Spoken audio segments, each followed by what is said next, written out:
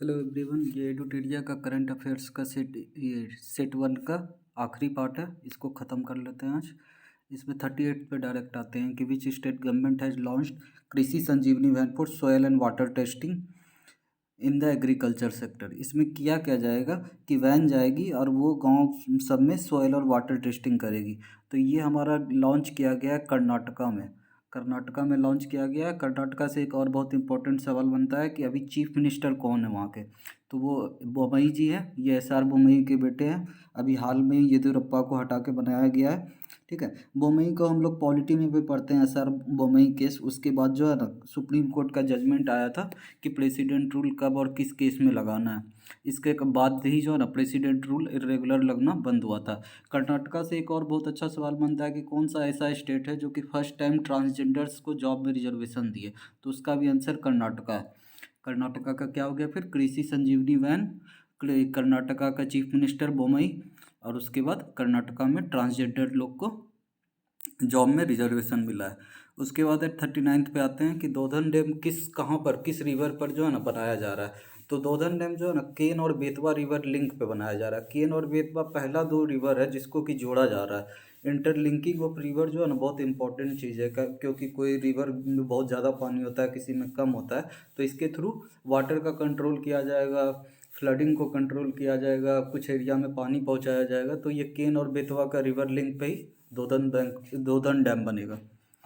40th पे आते हैं कि अभी यूनियन मिनिस्ट्री ने अभी अनाउंस किया है कि यूनियन मिनिस्ट्री ऑफ केमिकल्स ने कि India would become self reliant in fertiliser sector. मतलब फर्टिलाइजर सेक्टर में इंडिया किस साल तक सेल्फ रिलायंट हो जाएगी, मतलब हम लोग को कहीं से खरीदना नहीं पड़ेगा।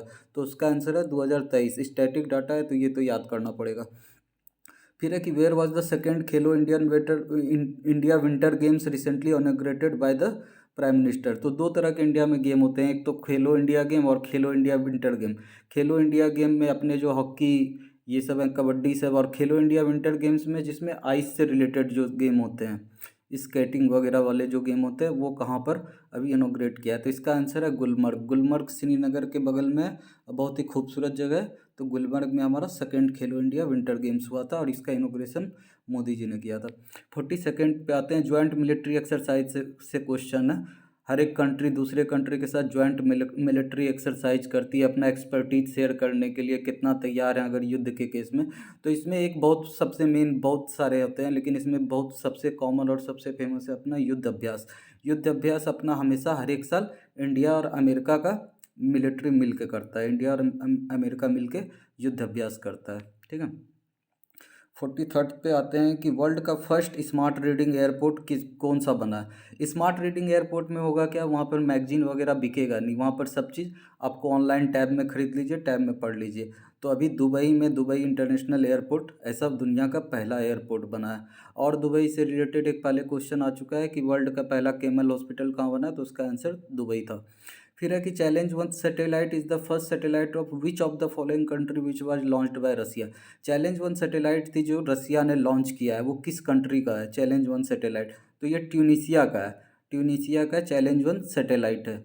इसी तरह इंडिया भी भूटान, अपना जो नाइबर कंट्री है भूटान, उसका सैटेलाइट लॉन्च करने जा रही है with the help of ISRO. तो ये भी एक सवाल बनता है कि इंडिया हाल फिलहाल में अपना कौन सा नाइबर कंट्री का ये सैटेलाइट अपने थ्रू लॉन्च करने वाली है। तो उसका आंसर क्या है? भूटान। और ट्यूनीसिया का लॉन्च किसने किया है? रसिया। इसमें डी ऑप्शन अच्छा है, तंजानिया। तंजानिया का साथ क्या है कि तंजानिया के ही राइटर जो है अब्दुल गुनार रहमान को नोबेल प्राइज का नोबेल का लिटरेचर का प्राइज मिला है। ठीक है। तो तंजानिया इसलिए ऑप्शन में भी है, अफ्रीकन कंट्री है। 45th पे आते हैं कि विच of the following countries is not included in the BBIN motor vehicle agreement. BBIN motor vehicle agreement में क्या है कि BBIN, बी से बांग्लादेश, बी से भूटान, आई से इंडिया और एन से नेपाल, यहाँ का जो है ना एक दूसरे का ड्राइविंग लाइसेंस वैलिड होगा। तो इस तरह का एग्रीमेंट कौन से कंट्री, यही चार कंट्री के जो है, तो हमको ऑप्शन देख लेते हैं, इंडिया, म्यांमार, नेपाल और भूटान। अगर BBIN भी देखते हैं तो इसमें एम तो है नहीं, तो म्यांमार इसका आंसर हो जाएगा। ठीक है। बांग्लादेश, भूटान, आई और इंडिया और नेपाल मिला के BBIN मोटर व्हीकल एग्रीमेंट बना है। उसके बाद 46th है क्या, India's first union territory to launch carbon watch app. India का पहला यूनियन टेरिटरी जिसने कार्बन वॉच ऐप बनाया जिससे कि हम लोग एयर पॉल्यूशन मॉनिटर कर सकते हैं। तो उसका आंसर है चंडीगढ़। चंडीगढ़ में एक और कौन बहुत ही टॉलेस्ट ये एयर प्यूरीफायर वो बना है, ठीक है, वो भी उसका चंडीगढ़ ही है। फिर 47 पे आते हैं कि E9 initiative launched by UNESCO किससे रिलेटेड है। तो यूनेस्को दो चीज़ से रिलेटेड हमेशा रहता है, एक तो एजुकेशन से रिलेटेड और हेरिटेज से रिलेटेड। एजुकेशन में काम करती है और हेरिटेज को देती है कि ये वर्ल्ड हेरिटेज है, ये टेंजिबल हेरिटेज है, ये वो है, ठीक है। तो यूनेस्को ये है, ये यूनाइटेड नेशंस का पार्ट है। यूनाइटेड नेशंस के मेन पार्ट में यूनेस्को हो गया जो कि एजुकेशन और हेरिटेज से रिलेटेड काम करती है। एक है United Nation environment programme UNEP, तो वो इन्वायरमेंट से सारा रिलेटेड रिपोर्ट बनाती है, इन्वायरमेंट से रिलेटेड प्रोजेक्ट बनाती है। और एक तीसरा है United nation development project, development वो UNDP। तो उसका काम क्या है, सस्टेनेबल डेवलपमेंट से रिलेटेड जितना भी रिपोर्ट होगा या काम होगा वो UNDP करती है। इन्वायरमेंट से रिलेटेड UNEP करती है और एजुकेशन और हेरिटेज से रिलेटेड यूनेस्को करती है। तो इस तरह से आप याद रख सकते हैं। और यूनाइटेड नेशंस के अभी कौन है सेक्रेटरी जनरल, मैक्सिको के एंटोनियो गुटेरेस, वो भी इंपॉर्टेंट सवाल है, आ सकता है, ठीक है। 48 पे आते हैं कि who has been selected as the external auditor of organisation for the prohibition of chemical weapon. Chemical weapon पे बहुत सारा चर्चा होता है, केमिकल वेपन का ही संदेह करके जो है ना, अमेरिका इराक पे अटैक किया था कि इराक के पास केमिकल वेपन है। तो इसके लिए ऑर्गेनाइजेशन है कि केमिकल वेपन एक दूसरे पे यूज नहीं करना है, तो उसके लिए organisation for the prohibition of chemical weapon. उसमें भी एक्सटर्नल ऑडिटर किस कंट्री को बनाया गया, कौन किसको बनाया गया। तो इसका आंसर है इंडिया के जो अभी CAG हैं, controller auditor general of India, कौन है, गिरीश चंद्र मुर्मू। गिरीश चंद्र मुर्मू इसके पहले कहाँ ये जम्मू कश्मीर के वो गवर्नर भी रह चुके हैं। उसके बाद उनको वहाँ से हटा के फिर अभी कैग बनाया गया और अभी वो एक्सटर्नल ऑडिटर भी बने हैं। तो इंडिया का एक बहुत बड़ा डिप्लोमेटिक विन भी बोला जा रहा है कि इतना इंपॉर्टेंट चीज़ का हम लोग को एक्सटर्नल ऑडिटर बनाया गया है। और अभी अमेरिका और ईरान का जो रिलेशनशिप ख़राब है इन सब वेपन के लेके, इस कारण से इंडिया का रोल बहुत इंपॉर्टेंट बोला जा रहा है कि अच्छा ये बहुत अच्छा विन है। ऑप्शन एक बार देख लेते हैं कि उड़ीजीत पटेल है ऑप्शन। उड़ीजीत पटेल RBI के गवर्नर रह चुके हैं। अभी RBI के गवर्नर कौन है, शक्तिकांत दास। फिर गिरीश चंद्र मुर्मू अपने हो गए कंट्रोलर ऑडिटर जनरल, कैग के चेयरमैन, और ये external auditor. K. Sivan ISRO के चेयरमैन है, ठीक है।